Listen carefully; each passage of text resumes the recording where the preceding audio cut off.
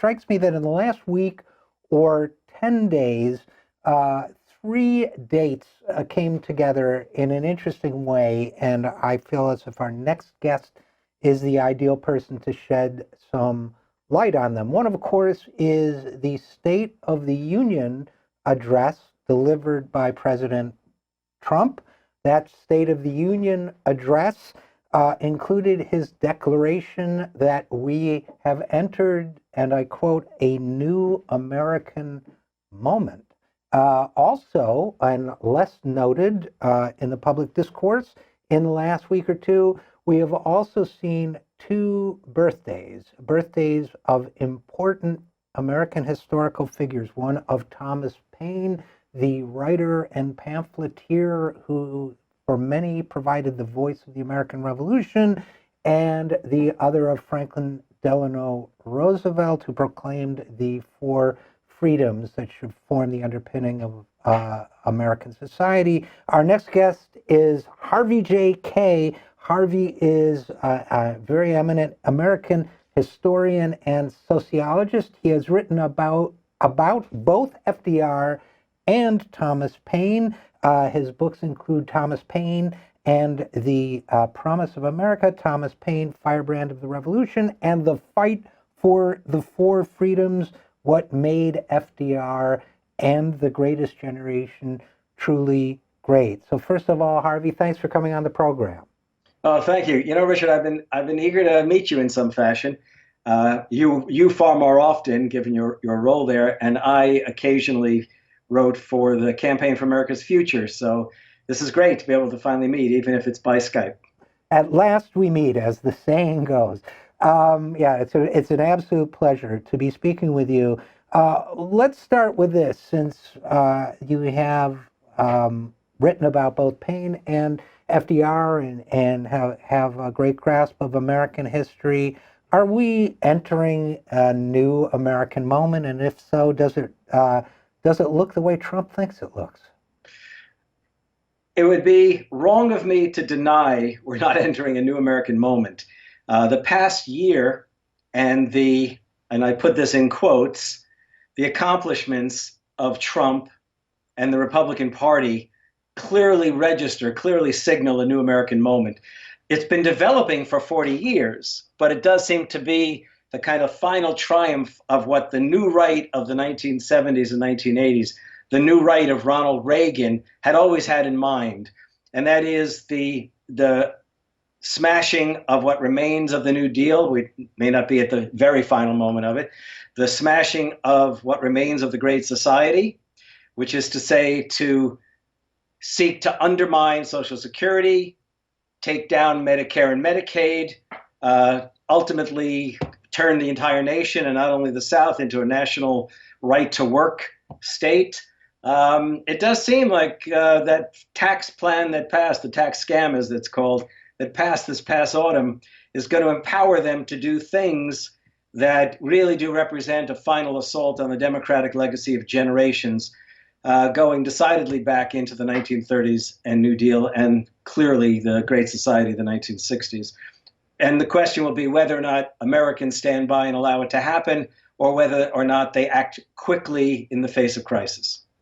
Well, you said something that I think is really important and accords with my own thinking, which is, I struggle a lot with the issue of what I call, and I imagine others have called, Trump exceptionalism, meaning that, yes, of course, Trump is exceptional in many, perhaps not laudatory ways.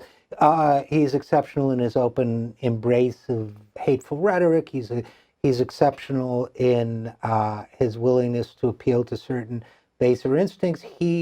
But in many ways, I feel he is, as you said, the sort of fruition of 4 decades of Republican policy.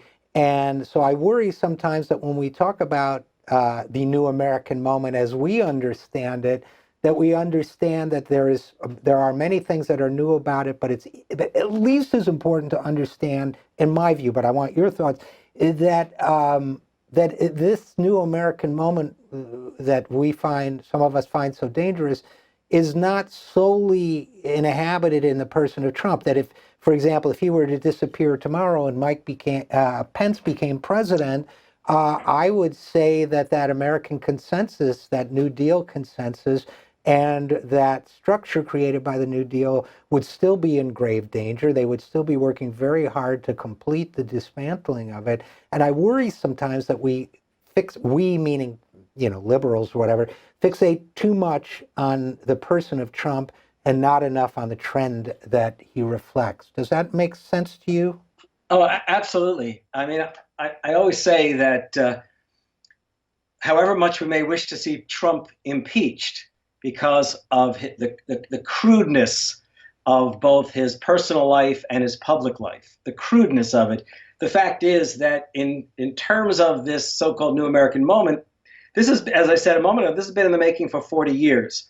I mean, it really is the case that we've focused far too much on Trump and failed to consider the degree to which the most dangerous elements of what has happened in the past year are not simply the corruption and the deregulation that's been accomplished by way of appointments to his cabinet, by way of executive orders and various deregulations. The worst aspect of this past year has been the Republicans salivating at Trump's presidency, believing that this was their opportunity, really, to take us back not simply in terms of inequality, but in terms of finally full public policy, back to the Gilded Age that lasted from the 1880s through the 1920s. And again, I really do think that we should not underestimate what that tax plan has done. It has not only given vast resources back from our pockets to business, banks, and the rich, it's also taken out the mandate from Obamacare. For all of the problems of Obamacare, it surely doesn't help when all of a sudden the mandate, which is going to create the pools, et cetera, are withdrawn. And now, consider this, now with the talk of a massive public infrastructure plan, that the Republicans are salivating again. Because as much as they might oppose public works projects, as much as they might oppose taking tax dollars to pay for the public good, what they imagine doing, because Trump has already suggested it, is literally selling off the public good, selling off the public infrastructure, selling off the airports, maybe selling off the highways, the interstates, charging tolls, breaking contracts with the remaining unionized firms. I mean, this is really going, I have a feeling that they're, again, salivating at the prospect of a massive, I think you mentioned $1.5 trillion public infrastructure plan. And you know what that's going to mean. It's going to mean he's going to say, well, the way we can pay for this or for other things is we'll sell these things off. And those monies will come into the Treasury.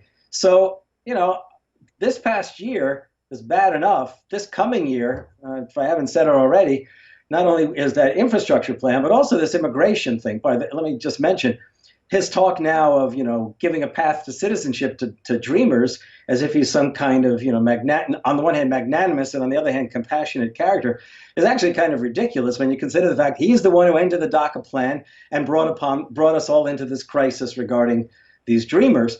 And on top of that, he's now connecting it not only to a drastic reduction in immigration, which would take us back here again to the 1920s and the Immigration Quota Act of 1924, but also to the building of a $25 billion wall, which will be a scar on American history and a scar on the American landscape.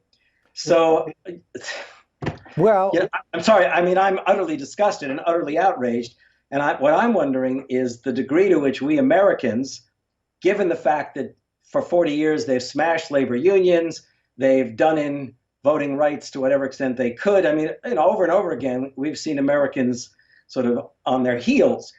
And then something else I'll mention, and we can take it up or not, is the role of the Democratic Party these past 40 years. Oh, I would definitely want to take up the role of the Democratic Party. Thank you very much. Let me just summarize a little bit here. What I'm thinking as we talk. I really feel, and I've said this before. First of all, when people were saying Trump was the enemy of the Republican establishment, I think I said more than once, no, he's the id of the Republican establishment. He represents all the feral impulses they don't want to admit to, but have been working towards. And so to me, I think, as I reflect on what you were saying, Harvey, what I see is tectonic forces at work here, really shifting, not just dismantling the New Deal, but shifting in a period of historically high inequality, wealth inequality in modern times, shifting the landscape further in that direction, really plunging us full scale into a new oligarchy, a new Gilded Age. And it's one of the reasons why I was looking forward to speaking with you, because I think we've reached a point, I'm curious your thoughts about this, but we've reached a point where I really feel we need to look to the dire moments in our history and the times in our history that we've overcome enormous barriers economically, politically, and so on, whether it's the American Revolution or the FDR Revolution or the overthrowing the robber barons with Teddy Roosevelt, we need to look back and say, well, how did the labor movement manage to succeed against what were such extraordinary odds? Because, we're almost back to square one there. How did we manage to face the Great Depression? Because we have entrenched inequality and risk of, even worse to come. So, I really feel with that in mind, maybe it's worth reflecting, for example, on Thomas Paine's birthday. Thomas Paine, we were a colony when Thomas Paine began writing. Was he just considered, when he first began issuing his pamphlets, were they a hit right away? I think they were, right? I mean, he tapped into something in the zeitgeist of the time immediately. What was it exactly that people why did people respond to him so strongly? Well, that's really interesting because, first of all, Americans know Thomas Paine, but they haven't fully embraced his memory. They know that he wrote Common Sense, and that's the pamphlet that appeared January 1776. In the course of that spring, 120,000 copies were issued.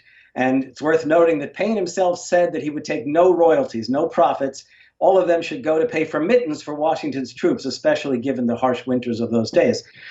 And what's interesting is it wasn't until Paine published Common Sense. I was going to look for a copy. It's a 50-page pamphlet. Here, just came out, as a matter of fact, a new edition. Common Sense, a 50-page pamphlet. And in this pamphlet, what Paine does is he holds a mirror up to Americans, and he says, I'm really not telling you anything you're not yourself experiencing.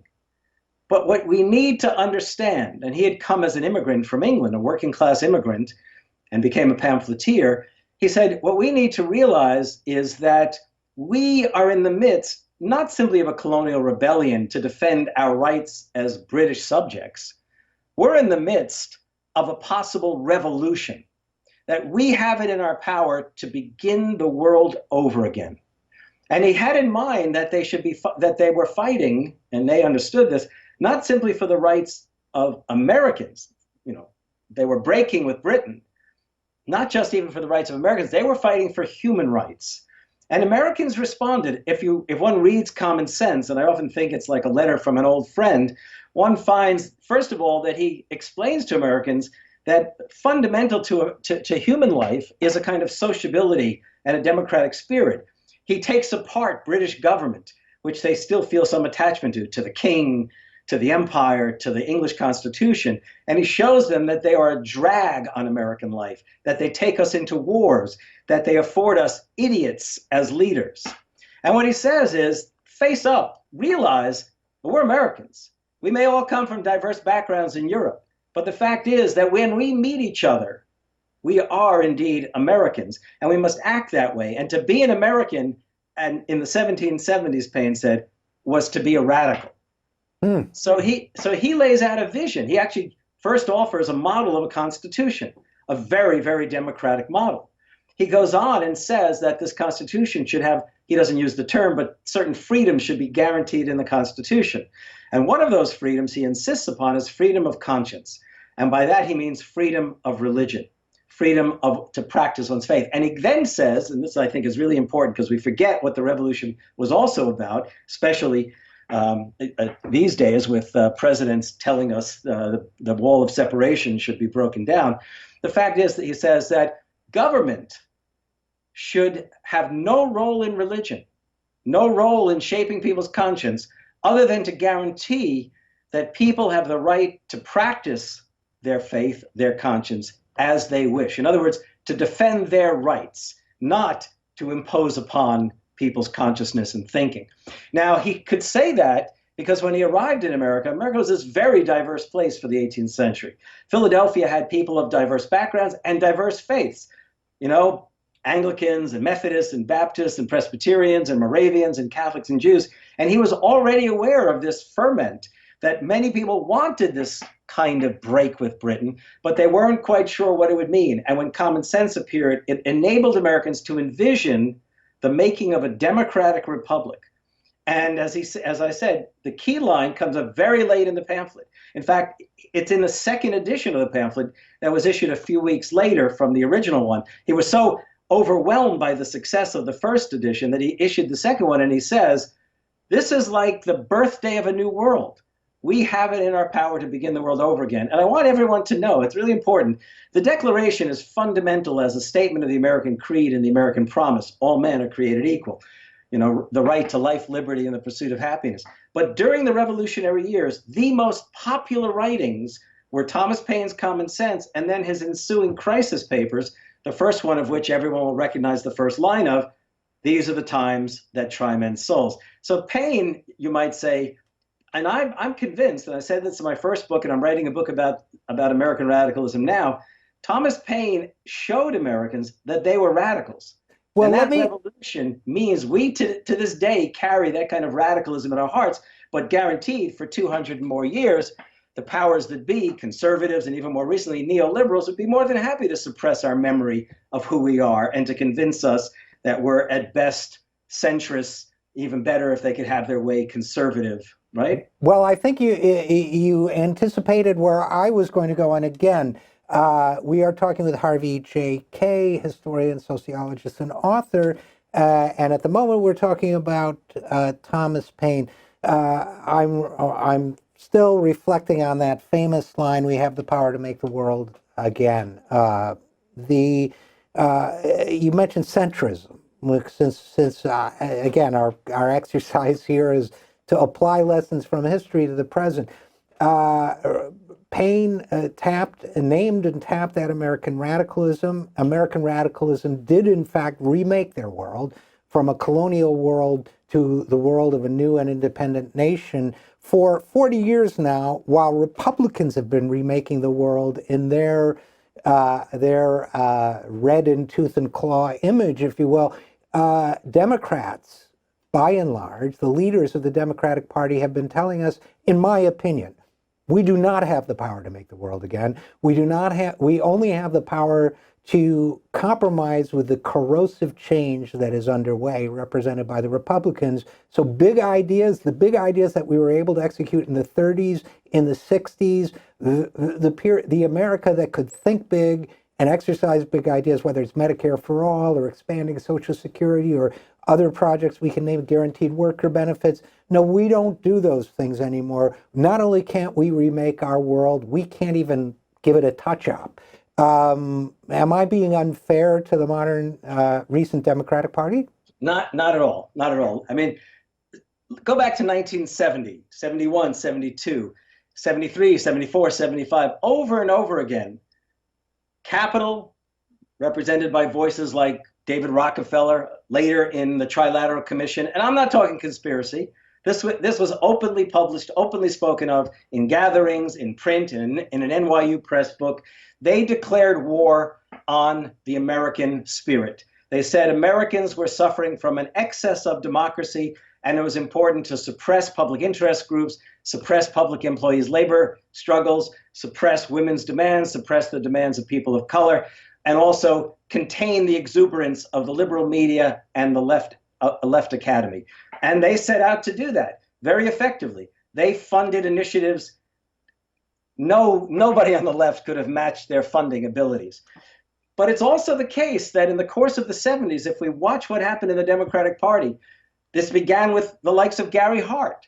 It was pursued avidly by Jimmy Carter. I know people want to feel great about Jimmy Carter, but I can tell you that the worst thing to happen to the Democratic Party and to the American people was when the Carter forces took over the Democratic Party and essentially in the course of his administration turned their backs on the consumer movement, the environmental movement, and decidedly on the labor movement. And moreover, began the process of deregulation and also, and this is Jimmy Carter's words, austerity. When that famous speech, the malaise speech, didn't use the word malaise, but if you go back and look at Carter's speeches, he definitely used the word austerity. And he also spoke quite happily and fervently about liberating capital to grow economically and develop the nation. So he paved the way for Reaganism. I mean, and what have we had since? Well, we had Walter Mondale, whose famous line is, he won't tell you that that we have to raise taxes, but I'll tell you. So the Democrat, instead of arguing and fighting for working people, he's telling working people you're going to have to pay more in taxes after they've just suffered the smashing of their unions, the reduction of their pay, and assault on their benefits. Then Michael Dukakis, which I don't even need to go on and explain. Bill Clinton turned his back after having used them as ground troops in his election in 1992, turned his back on the environmental movement and the labor movement. And the first major effort he made in Congress was to pass the North American Free Trade Agreement, which left out environmental and labor controls. And then, of course, we ended up in 2000 with an election in which the Democrats persuaded Al Gore not to fight the good fight, to demand the proper recount. And of course, then the Supreme Court gave away the election, followed by Kerry. Okay, right. Again what I could where sure. that goes. Yeah. And Barack Obama raised everyone's expectations. Everyone thought he was going to be the new FDR, that we were going to have a New Deal. And what does he do? Promise to turn out when workers are on strike. He didn't even come to Wisconsin during the Wisconsin Rising. No significant administration figure came to Wisconsin to support our effort to combat Walker and his first initiative to take away public employee rights. And we were the first state to afford public employee collective bargaining rights. We later ended up, ending up with him even after a recall. I mean, the fact is that over and over again, the Democrats they did turn their back on working people. And I'm talking about working people, black, white, brown, of every hue and color. And is it any surprise then that working people, especially perhaps the white working class, turns out to vote and votes not just, they're not looking to transform America. They're looking to redeem what might be left. They're angry. They want to make something happen. So Trump wins. Hillary, her only answer to the Trump campaign of Make America Great Again was what? Stronger Together. A sweet idea, but offers no historical narrative, no rallying cry, indeed, to recover the New Deal, the Great Society, to fight, to mobilize. Hillary Clinton said, I will be your champion. Real Democrats would say, we need to fight. I'm going to call you out. And by the way, for all of Bernie's faults, that's the one thing he promised to do. Well, sure, absolutely. And by the way, since we're talking about everything that hasn't been done right over the last, and again, we're talking with historian and author Harvey J. Kaye, let's talk about something that did go right. And I'm holding up, as you can see, a book, Harvey's book, The Fight for the Four Freedoms, What Made FDR and the Greatest Generation Truly Great. We won one. Once upon a time, there was a time when in the midst of hardship and fear, the American people came together under a leader who really changed things. I mean, and I'm not saying Roosevelt was perfect either, but am I over-idealizing this that American moment? No, I don't think it's over-idealizing at all. Look, he won the election of 1932 because we were in a Great Depression, and he offered a New Deal. He was very clear about what he was going to go about doing. He didn't have the plans laid out, but he had the vision. But people were so welcoming of the New Deal, of not only the jobs it afforded, but also the powers that were being afforded to labor to organize, however much it required new legislation later to fully accomplish it. What he was doing to mobilize American energies, to mobilize American hopes and aspirations, led in 1934 to an even greater control of Congress by the Democrats, which is an unusual thing in a midterm election. In 1936, he won with the greatest majority ever in American history because Americans wanted more progressivism, not less. Now, he won in 32, he won in 36, he won again in 1940. His majorities may have decreased, but he was still winning, and he won again during the war in 1944. And in 1941, after having won the third term, he talks to Americans. He makes it all but clear that we're going to end up in the war, but he's not going to say we're just going to, we're not just going to go ahead and fight a war. We have to suspend the New Deal. He says we need to expand upon the New Deal in order to fight this war effectively. And he lays out the four freedoms: freedom of speech, freedom of religion, freedom from want, and freedom from fear. And then in 1944, he offers a vision of something he knew that Congress would not enact. By that time, the conservative Southern Democrats had pretty much an alliance with Republicans to block any major social legislation, except we did get the GI Bill. And he laid out the Second Bill of Rights. He said it was time in American life that we all realized that to truly have freedom, we needed an economic Bill of Rights to guarantee food, clothing, and shelter, to guarantee education, to guarantee recreation. How can you be free if you can't recreate, you might say? And this resonated, and he won the election in 44. Harry Truman tried to enact national health care. That in 1944, 85% of Americans said they wanted national health care. That's Republicans and Democrats alike. But why did it not happen? Because the Republicans didn't want it, because big business didn't want it, because the American Medical Association didn't want it. And yet, if the Democrats had hung together, they could have passed it. But Southern Democrats didn't want national health care because they didn't want to integrate the hospitals. Yeah. That's a really striking detail. And it's interesting, too, to go back and read some of the objections to Social Security in the 30s, the objections to national health care in the 40s, and find that these guys, they're throwing the same lines out today that they did, 3/4 of a century or a century ago. It's striking to me how the opposition never changes, but the power of the opposition does. So is that what we need now? I know my answer to this, but do we need a Democratic Party that has equally bold ideas? Because to me also saying, well, we're going to try to hang on by our fingernails to whatever we can keep is not an inspirational message, as opposed to, the freedom to recreate, as you put it. That is as valid, as important, and as underrepresented in today's society as it was then. Americans are working longer hours than most other developed countries. They have fewer benefits. They can't take time off when a family member is sick. Many don't have vacation pay. Is it time just to say, we can expand on the New Deal? Is the way to protect the New Deal by promising to expand on the New Deal? So, Richard, this is important. Think about this. I know I said Americans are radicals at heart, but we're hesitant radicals. Max Lerner, a once upon a time radical, then liberal and progressive, and eventually something of a neocon, but always very much an insightful writer, wrote back in 1946, 47, 48, he said, why does it take a crisis for Americans to do what they know is right? Or in other words, and moreover, why do liberals not sustain themselves? Why do they wait for a crisis of liberalism itself to push them? But think about this. In 1770s, Americans faced a crisis, and they won their independence, not simply by fighting for independence, but by fighting for a democratic republic with certain guaranteed rights.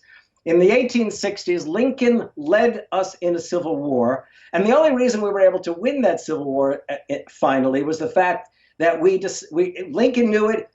He had Americans finally believing it. Emancipation. Slaves were leaving their plantations. They wanted to fight against slavery. In other words, from the bottom up, Americans, black and white, pushed Lincoln to finally sign the Emancipation Proclamation. And then, of course, eventually get the 13th, 14th, and 15th Amendments. 1930s, the worst economic catastrophe in American history. And how did we address it? We addressed it by making America freer, more equal and more democratic. And then in World War II, the labor union grew even further. Roosevelt signed the Fair Employment Practice Executive Order, which began the desegregation of the defense and then the war industries. Women became empowered by entering into the war industries and joining labor unions. Again, when we face crises, the only way we come to transcend them is we remember who we are and we make America freer, more equal, and more democratic. In some ways, the very same thing happened in the 1960s. And now here we are. And I think we're fooling ourselves if we don't come to understand that the new American movement that Trump has announced, proclaimed, is a crisis of American life, a crisis of American democracy on a truly grand scale, as they whittle away for 40 years and now literally want to destroy the democratic legacy of generations. And what we need is indeed, we need democratic politicians who we will push to understand what America is about, number one.